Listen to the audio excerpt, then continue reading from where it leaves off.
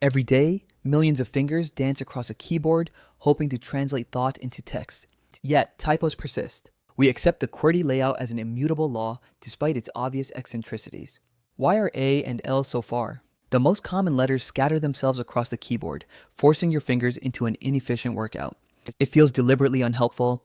What if this daily digital struggle isn't a flaw in your typing, but a feature of its 19th century design? Prepare for the absurd truth. QWERTY was never engineered for ergonomic efficiency or blistering typing speeds. Quite the opposite. Its primary purpose was to deliberately slow down typists, preventing the mechanical arms of primitive 1870s typewriters from jamming. An antique problem, a modern burden. We are all, unwittingly, still adhering to a design compromise made for fragile, clunky machines that ceased to exist decades ago. That's 1873 dictating your keystrokes. Welcome to the QWERTY Trap, where legacy triumphs over logic and your fingers pay the price. First, meet the man behind the machine. Christopher Latham Scholes, a newspaper editor, tinkered obsessively with printing presses. His dream, mechanical writing. He envisioned a device that would capture thoughts faster than a human hand could write. The first prototype, however, had a slight design flaw. Its metal type bars, when struck too quickly, would invariably jam together in a tangled mess. This metallic embrace halted all progress.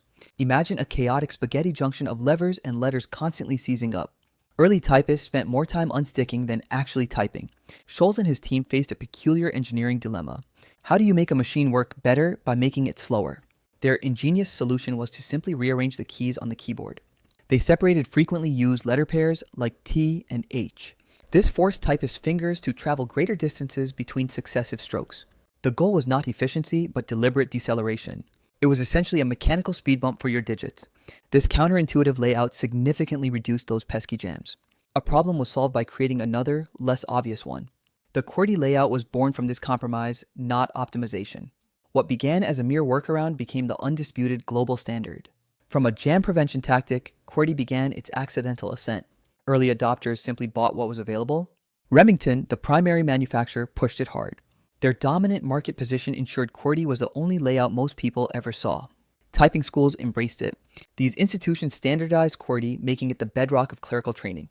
The investment grew. Once learned, switching to an entirely different layout felt like a needless burden. A vicious cycle emerged. More typists meant more demand for QWERTY machines, reinforcing its ubiquity. The network effect solidified. It became the assumed default for all new typewriters and eventually computers. Alternatives struggled. The Dvorak simplified keyboard, demonstrably faster, arrived far too late. Who would retrain? Businesses and individuals preferred the known, however inefficient, over expensive re-education. Efficiency was secondary. QWERTY's early lead created an insurmountable barrier for any potential challengers. We are still trapped. This accidental standard, designed to slow us down, now dictates global typing. Yet, some dared to dream of escape from this ergonomic nightmare. Visionaries saw a better way. Enter August Dvorak. His simplified keyboard prioritized common letters on the home row for maximum speed. QWERTY's clumsy design became Dvorak's direct antithesis. Scientific studies consistently demonstrated Dvorak's superior typing speed and reduced strain. Astounding speeds, minimal effort, a truly better mousetrap, but the world collectively shrugged. Human inertia proved a far stronger force than ergonomic logic. Retraining millions seemed insurmountable. Existing infrastructure preferred its comfortable mediocrity. QWERTY's ubiquity was its unearned victory. The network effect, ironically, ensured its survival, not its merit. We cling to the familiar even when it actively harms us. Dvorak was not alone in its noble, futile quest. Other layouts like Kolmak shared its obscurity. The dream of an efficient interface remained academic. Engineering brilliance often falters against entrenched human habits. Thus, we type on, our fingers performing an absurd, historical ballet. Should we be surprised that efficiency was an afterthought? The QWERTY layout, designed to prevent mechanical jams, became a digital standard.